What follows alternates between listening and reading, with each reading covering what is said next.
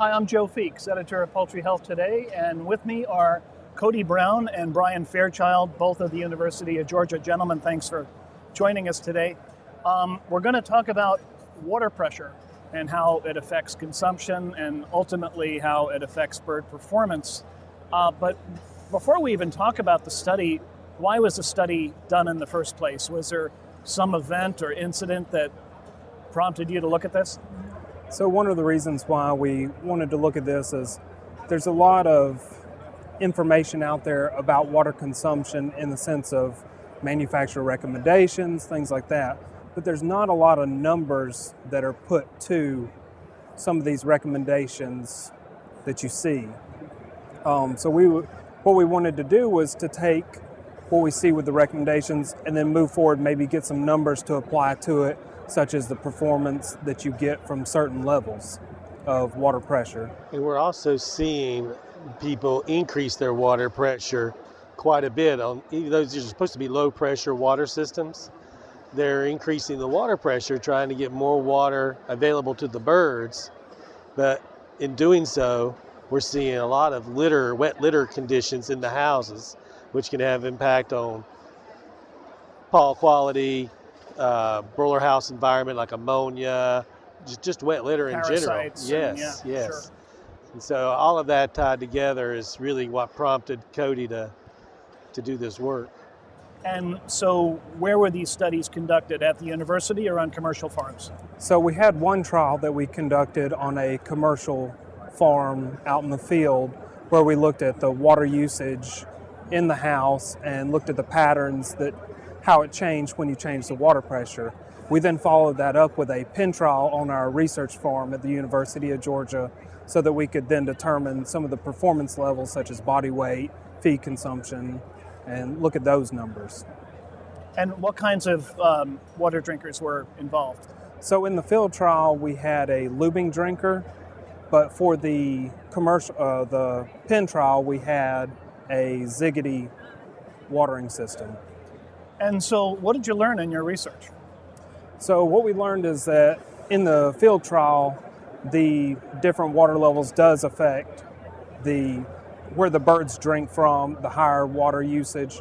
And then by following that up with the pen trial, we saw that in the last week, we had a higher body weight in the higher water pressure compared to the control. And so the takeaway message for producers?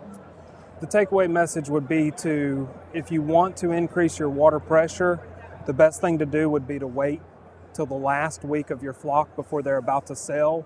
And then if you want to turn up the water pressure, that would be the best time to do it.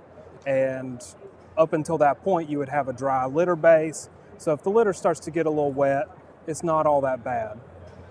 And do things like lighting or stocking density affect what kind of water pressure you should be using in a barn?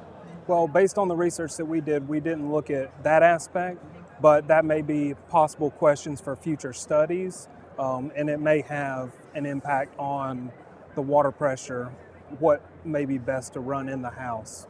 So now, I guess the other part of the study was looking at performance, is that right?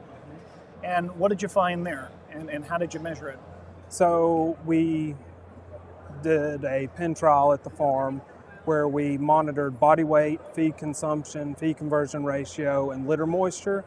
And what we saw is that there was no significant differences until the last week of the trial, where we saw heavier body weights of about 111 grams. But we did show that there was a higher litter moisture in the higher water pressure group. So basically you're saying to producers that it's okay to crank up the water pressure, but only do it in the last week of the bird's life? That would be the best thing to do if they wanted to increase their water pressure, was to wait till the last week of the flock. And what benefit does a producer get from doing that, though, if they wait until the last week and not do it sooner?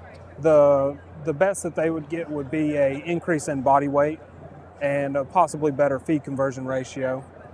But again, by doing it later, you're keeping the water off the litter where it could create some other problems. Which might yield a little bit better paw quality and hopefully help out with environmental conditions as well by keeping that house a little drier. And Brian, what were your observations from the study? Very similar to what Cody had. I mean, it does appear that the birds really don't take advantage of the extra water pressure, the water made available through the extra water pressure until that last week. So we're just basically wetting the floor by going those increased water pressures earlier than that.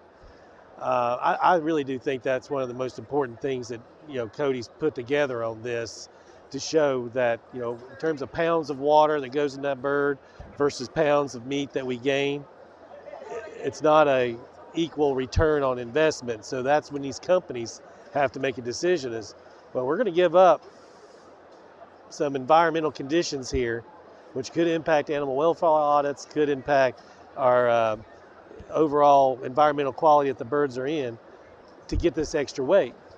But like Cody said, there's really not a whole lot of need to do this based on our research until that last week. And then you're also reducing water usage by the farm too, is that right? That's exactly right, yeah, because I don't know if you caught or not, one of the key things that Cody kept using is he never calls it water consumption. He always calls it water usage, because what comes out of that drinker, I mean, what the water meter is actually measuring isn't necessarily all going into the bird. It's just what's running through the water meter. And so hopefully most of it's going in the bird. And do you have a sense of how much water or dollars you actually saved by doing that? We do not. We have not been able to do. That's one of the hard things, is figuring out that wastage. And Cody tried some innovative ideas to try to gauge that wastage, but it's just so difficult. And probably will be something that we're going to probably focus on a little bit more in future trials. Is, matter of fact, Mike and I, Mike Zarek, the other co-advisor of Cody's here, he and I were just talking this morning about a possible mechanism that we might use in the future to try to gauge the wastage. Excellent. Well, fascinating results, and I'm sure it's going to benefit a lot of the producers in your state and beyond. So thanks so much for talking with us. We've been talking with Brian Fairchild and Cody Brown of the University of Georgia. Gentlemen, again, thank you very much. Welcome. Thank you.